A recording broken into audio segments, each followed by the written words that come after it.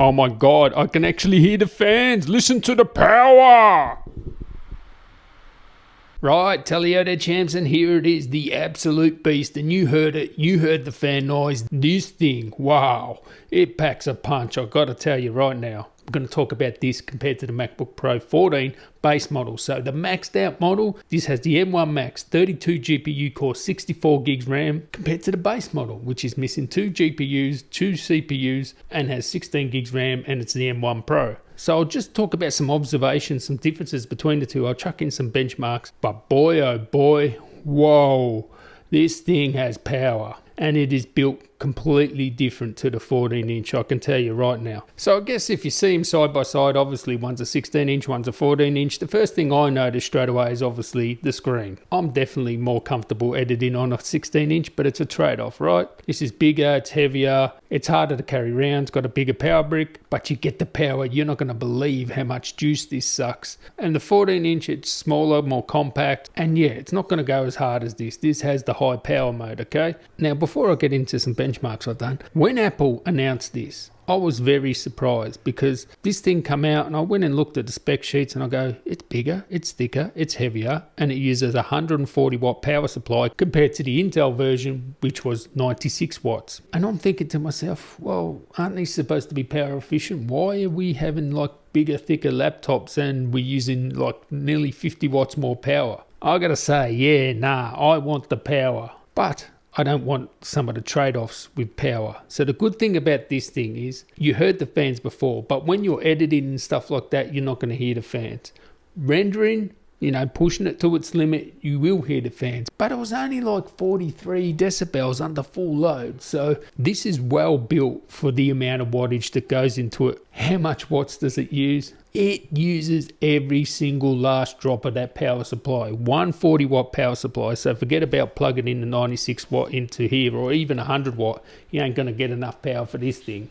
140 watts it used. 140, look at it with your own eyes. That was CPU, GPU together. And by the way, that's not a good idea. You should never be running the power supply at its 100% limit. And I tested the idle power and then I tested the GPU under full load. And it looks like it uses about 65 watts on that GPU. I reckon it peaked at 70. So just running the GPU was running up to 98. It actually peaked at 100 watts. Minus the screen and the idle power, it worked out to be 65.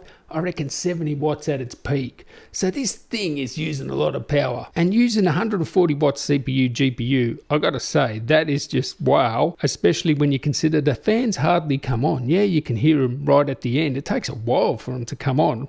Even pushing 140 watts, it takes an age for the fans to come on. This thing here, if you put 100 watts into it, it's blowing its guts out straight away, okay? And by the way, this is a 100 watt RTX 3080 and it also has an 11th gen i9.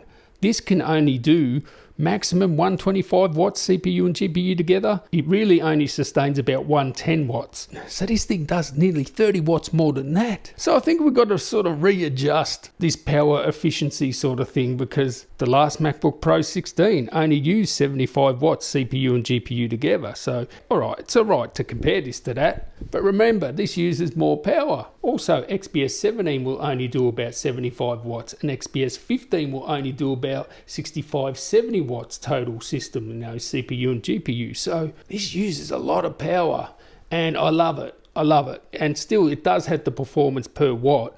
But I love that they're doing that, just getting the maximum out of it. And if I show you a benchmark here, and by the way, I have a lot more to come on this 16 inch. I'll be comparing it to the 14 inch, the base model, and of course the fastest PCs. But this is After Effects, okay? So on the left, we have this 16 inch beast. On the right, that is a Razer blade with an RTX 3080 and an i9 11900H, okay? This one pretty much blew it away, okay? We've got to recalibrate. This thing doing that test, CPU and GPU together is not realistic. This would still be using less power than that Razer blade, but it's not as much as you think, right? And by the way, the 14 inch actually beats that Razer blade. So that shows you how efficient that is because that only uses about 52 watts. Oh, it can go up to 60 watts, but me, I like the power, right? And that's the thing, right? When you want to get that extra bit of power out of these laptops, it's actually surprising how much more juice you have to do just for like a 10 or maybe even 20% lift. The last video I done it in Final Cut, okay? So it was a 6K timeline and I exported to 10-bit HDR HEVC. Doing this HDR project, when I edited this on the 14-inch,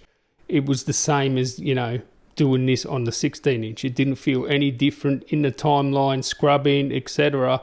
It felt the same as the 14-inch. In Premiere Pro, I did notice the difference, but in Final Cut, I did not notice the difference. There's a difference in the export times, which I'll talk about in a sec, but in the timeline, this felt exactly the same as the 14-inch, and look at it. That's a higher preset there, whatever, the higher view quality there. Wow.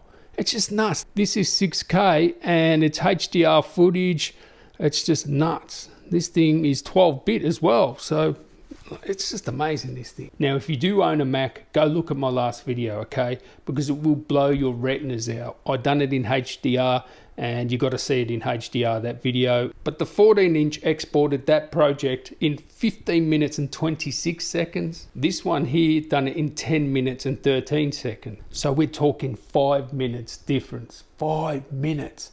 That's a huge amount. That's like 50% difference. And yes, it uses double the amount of power, but yeah, you're getting that extra 50% in the case of Final Cut at least. Oh my God, I can actually hear the fans. Listen to the power.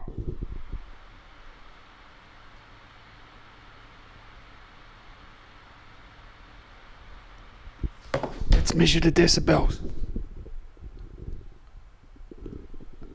It's telling me 43 decibels. 43 decibels. Oh, it's music to my ears. So I'm loving this thing. I'm loving the power it has. I like hearing the fans. Come on, give me power. Stay tuned for more on this. Catch you in the next one. Have a great weekend. Tally ho.